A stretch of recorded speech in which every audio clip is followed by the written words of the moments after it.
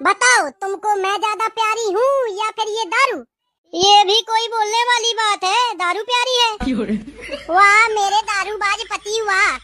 मुझसे ज्यादा पसंद तुम्हें दारू है? हाँ, दारू मेरी जान है, मेरी जिंदगी है, मेरी तमन्ना है। अच्छा, और मैं क्या हूँ? तू कौन है? मैं नहीं जानता तुझे। अरे दैया रे, मतलब दारू के लिए मुझे भूल गए, अपनी पत्नी को भूल गए। कौन पत्नी कौन लुगाई मैं किसी को नहीं जानता, मैं सिर्फ दारू को जानता हूँ, क्योंकि दारू ही मेरी जान है, मेरी जिंदगी है। हे भगवान, कहाँ से दारूबाज पति मिल गया मुझे, दैया कहाँ मर जाऊँ। ला मेरी दारू वापस कर। नहीं करूँगी पियक्कर, अगर ऐसे ही दारू पीते रहे तो मैं तुम्हें छोड़ के चली जाऊंगी।